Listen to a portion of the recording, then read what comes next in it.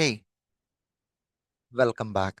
So, guys, as part of the today's session, let us see a brief overview on a variable. So, the first and a foremost thing that we need to know what is a variable. So, let us see in a simple terms.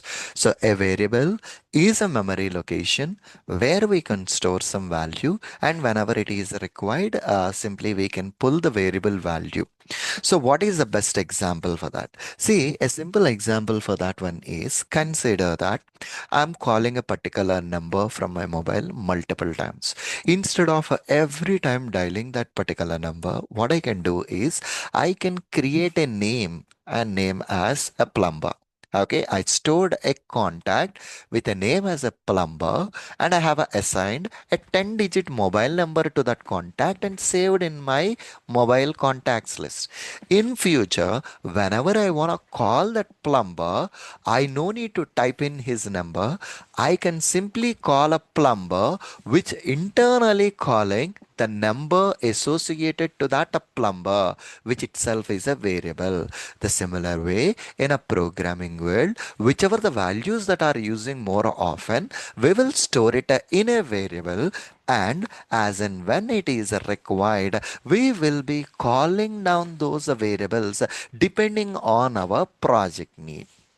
Okay, depending on our project need. Perfectly all right. So we already have a first program inside the day one. So let me create another program basically, and I'm naming it as second script .js. Of course, you can write it in the same program, but I was just defining it in this particular way. So in JavaScript, you can use a var keyword followed by a variable name. Okay, so I can say employee name. So here it's a meaningful name I'm giving. So guys, if you observe automatically in a gray out mode, all the information is being populated, right? If you observe in a line one, employee name is coming, in the line 2 age is coming, employee salary, and the console.log. I haven't written that code. My copilot is prompting me those suggestions. If you want to utilize those suggestions, press a tab operation. If you don't want to use a suggestion, just press an escape a keyword so that all the suggestions would be gone. So end with a semicolon. So here let employee ID and with a semicolon too. So immediately a question that comes in our mind, Surendra, you are using a var and as well as a let keyword. So you are saying that using a var and a let, you can define a variable. Then what is the difference between these two? I should understand that. Right. So what is the difference between these two? So here, what I am doing here is let me write down some text here so that you guys can better understand. So I'm just putting it here in a maximized mode. So in order to write some text here, I'm writing down some comments. So we need to know another keyword, which is a comment. So comments are added for any program, not only this JavaScript, whether it is a Java, Python, TypeScripting, anything. Comments are added for a readability purpose. So consider that I have written down the code and have shared it with you. So it's really tough for you to understand in which line I have written a piece of logic. So that's the reason for every line or for every function that you are writing, we will be adding down a comments so that anyone by looking into the comments, they can easily understand what we have created. And usually the programming language or the scripting language will not execute the code present in a comment. So here, in order to make a comment for a single line, you just need to use it two slashes. See here, my copilot is giving me a suggestion. This is a single line comment. Yes, of course, press a tab. So when you run it, the code present in a comment, it won't execute. The similar way, slash star, hit enter. So here, if you observe, wherever you want to stop it, star slash. This is a multi-line comment. Whatever the information that you are writing in these lines, right?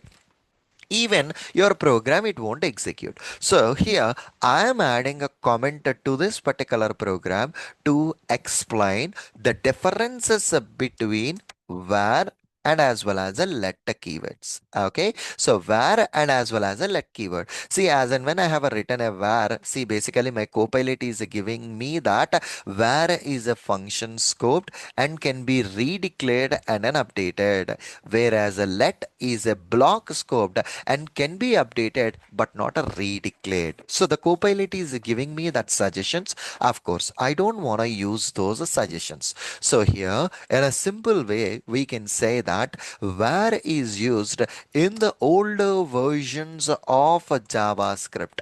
Okay, older versions of JavaScript.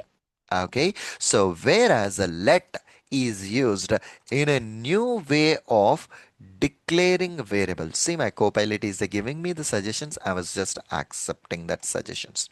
Followed by the another difference here is this var is a function scoped. So what exactly the meaning of this function scope means? If you define it within a function, that a value can be accessed within that function itself. So whereas this one, this is gonna be a block scoped. Okay, this is gonna be a block scoped, meaning wherever you have defined it in that particular block itself, you can be utilizing this particular let. Okay, you can be utilizing this particular let. Okay, that's fine. Perfectly all right. So here, from a variable declaration perspective, you can declare them, and of course, you can assign a value. So I'm assigning a value as Surendra Jagannatham. So, or I can also assign in this particular way. So these are variables. We can assign a values to those variables. This is a one way of declaring the variables. The another way of declaring the variables is gonna be where EMP department.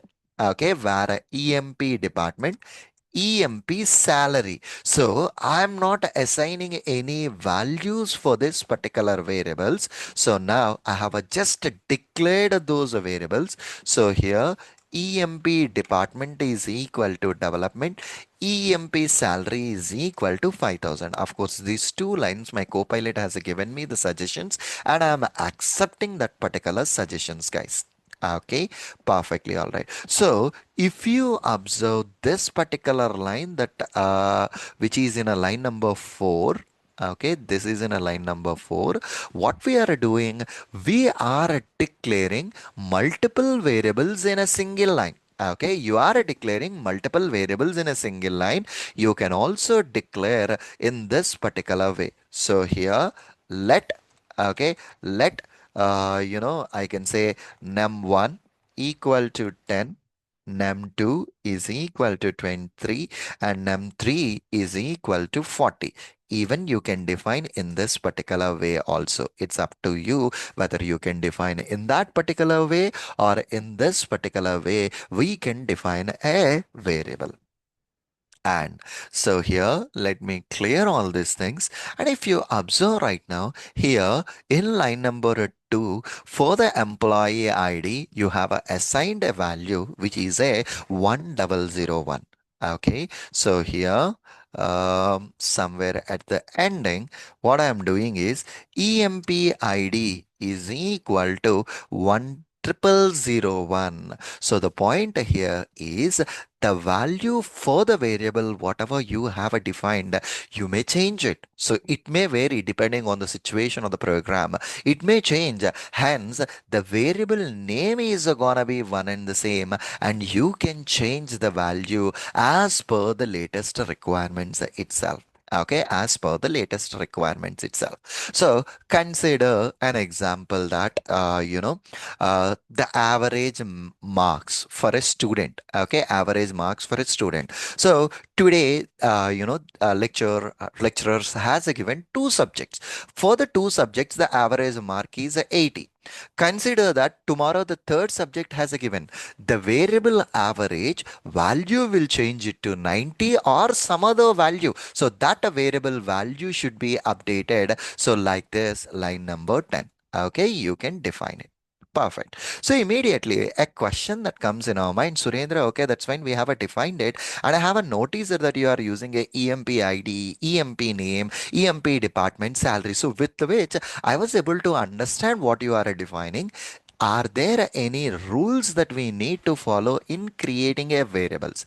Ideally, guys, there are a few thumb rules that you need to consider whenever you are defining any particular variable. So you just need to start with a letter. Okay. So you just need to start with a letter, or you just need to start with an underscore, or you just need to start with a dollar allowed in variable names. So these are allowed. Basically, you just need to start it. And another thumb rule is we need to give a meaningful name. Okay, so meaningful name by looking into the variable or the function or the file name, whatever we are gonna study moving further. If you give a valid name, anyone can simply understand that. And there are no spaces, no special characters. Okay, no spaces, no special characters, and also no numbers in the starting of the variable.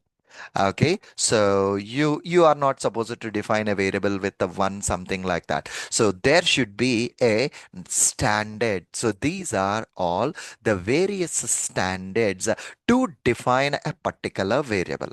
Okay, these are all the ways. So this is an employee specific information that's defined as an employee specific chunk. So depending on the the action that you are dealing, you need to define the variables in such a way. Okay, perfectly all right. See you again in the next lecture with the next topic. Thank you.